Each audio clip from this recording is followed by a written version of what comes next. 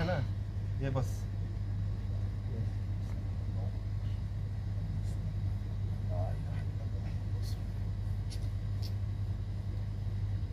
बस बस छोड़ दो।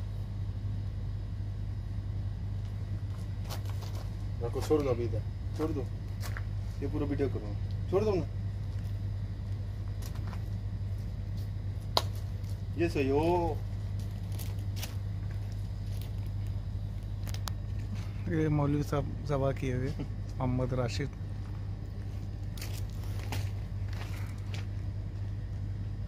छोड़ दो बस। मैं जबा किया, शाहरुख भाई ने सीलता है, कैसा देखो अब लोग, कैसा चिलेगा, कैसा जबा करेगा खरगोश। जिंदगी में पहला मर्तबा ये जबा किया, फर्स्ट एक्सपीरियंस। वो मालूम भी नहीं है।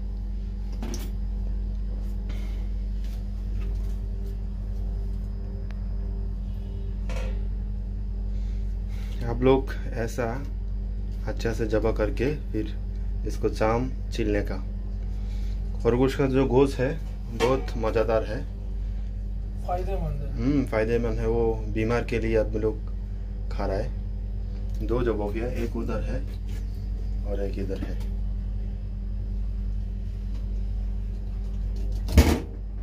एक आदमी हमको दिया था, एक जने हमारे दिছিল আর কি, দেওয়ার পরে অনেক দিন লালন পালন করলাম, প্রায় 10-15 দিন। তারপর মানে জব করে দিলাম আজকে, আলহামদুলিল্লাহ। এখন জব করে সুন্দর করে ছিলে আপনার রান্না বান্না করবো, খাবো। খরগোশ দুটোটা কেটে দেখতেছেন ভিউয়ার্স, সুন্দরভাবে কেটে খুব সুন্দর করে ধুয়ে নিয়েছি। এখন আমি রান্না বান্না করবো, আপনারা দেখবেন কীভাবে খরগোশ বানাতে হয়।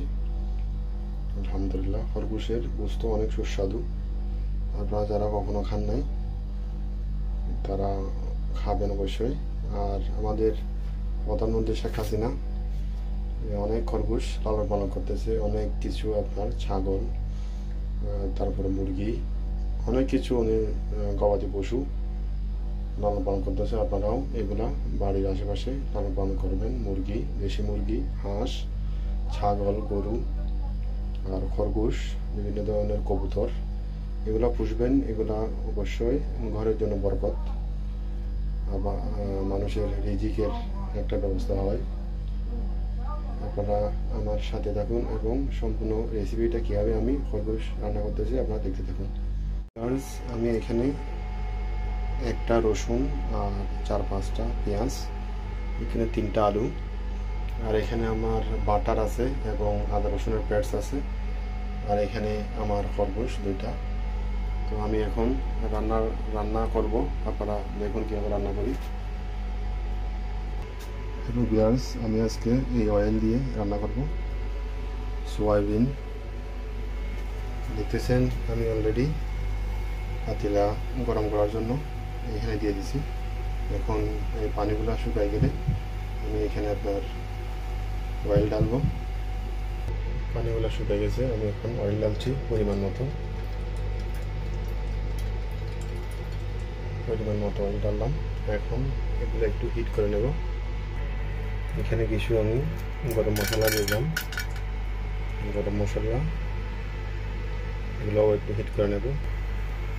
একটা তেজপাতা দিয়ে দিলাম। আপনারা দেখতেছেন আমি গরম মশলা দিয়ে একটু ভালোভাবে হিট করে নেব, যে গন্ধটা এখান থেকে যেন বেরিয়ে আসে। তারপর আমি এখানে পেঁয়াজ রসুন এগুলো ভালোভাবে লাল করে ফ্রাই করে নেব। এই পর্যায়ে আমি আস্ত রসুন এখানে দিয়ে দিলাম।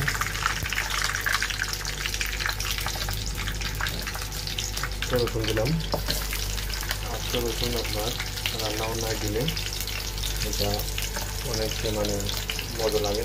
যদি গোস্ত গরুর গোস্ত, তারপর ছাগল, ওট, খরগোশ এগুলো গোস্ত আপনার রান্নায় আস্ত রসুন দিবেন, এটা অনেক ভালো লাগবে। এই পর্যায়ে আমি এগুলো লাল করে ফ্রাই করে পেঁয়াজ দিয়ে দিলাম। পেঁয়াজও আমি লাল করে ফ্রাই করে নেব।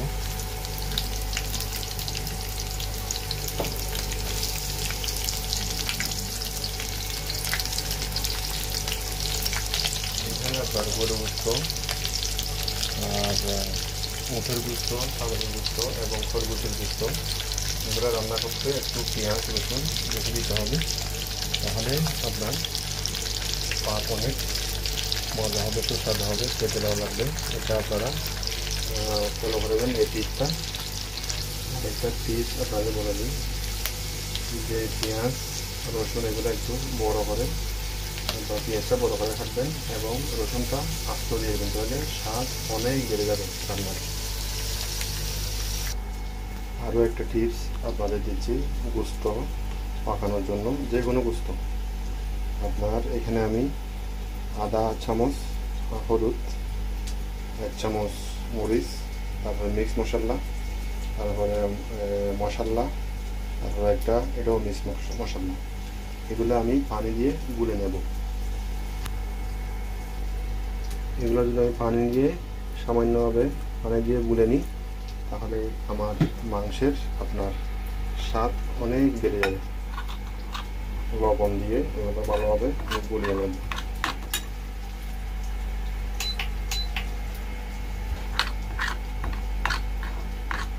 ভালোভাবে গুলে আপনারা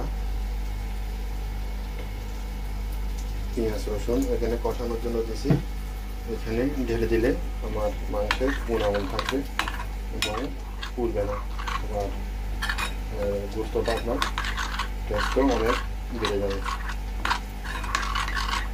যেগুলো টিপ দিচ্ছি আপনারা এগুলো অবশ্যই ট্রাই করবেন, ফলো করবেন, এভাবে রান্না করবেন, দেখবেন মাশাআল্লাহ অনেক ভালো লাগবে খেয়ে। এগুলোর মধ্যে আমি এটা ঢেলে দেব, ঢেলে ভালোভাবে নেড়ে ছেড়ে দেবো।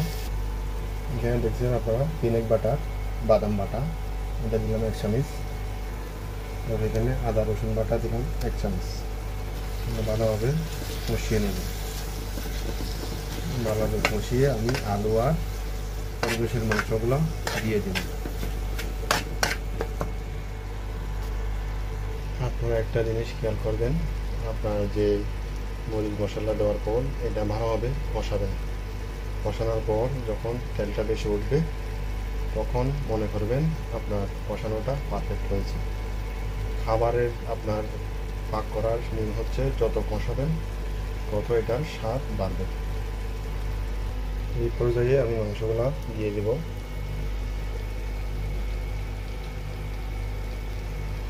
এই পর্যায়ে আমি মাংসগুলো দিয়ে দেব।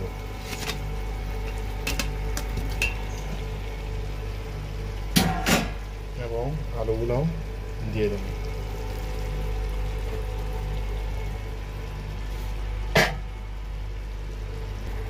ভালোভাবে নেড়ে চেড়ে দিতে হবে।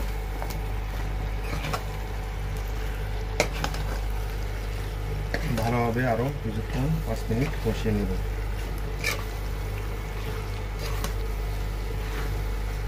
আপনারা খুব সতর্কভাবে খেয়াল করবেন নিচে যেন লেগে না যায়, একদম নেড়ে চেড়ে দিতে হবে। এভাবে ঢাকনা দিয়ে ঢেকে আমি কিছুক্ষণ রান্না করব, 5-10 মিনিট। তারপর আমি এখানে আমার প্রয়োজন মতো পানি ঢেলে দেব, তাহলেই আমার রান্নাটা কমসে কম আপনার 20 মিনিট পরে খাওয়ার উপযোগী হয়ে যাবে। এখানে মাঝে মাঝে আমি এটা নিচে নেড়ে ছেড়ে দিতে হবে, না হলে বেগে যাবে বা পুড়ে যাবে। আমি ঢাকা দিয়ে এখন সুন্দর করে এগুলো কষাবো যতক্ষণ পর্যন্ত তেলটা বেশি না আসে। মাঝে মাঝে আমি এগুলো একটু নেড়ে ছেড়ে দিচ্ছি। তারপর আমার কষানোটা যদি কমপ্লিট হয়ে যায় তাহলে আমি এখানে আমার প্রয়োজন মতো পানি ঢেলে দেব। তারপর আমার খাবারটা রেডি হয়ে যাবে ইনশাআল্লাহ। এভাবে আপনারা সবাই পাক করে খাবেন, অনেক স্বাদ, অনেক মজা। আপনারা আমার চ্যানেলটা সাবস্ক্রাইব করবেন, লাইক করবেন। আল্লাহ হাফিজ।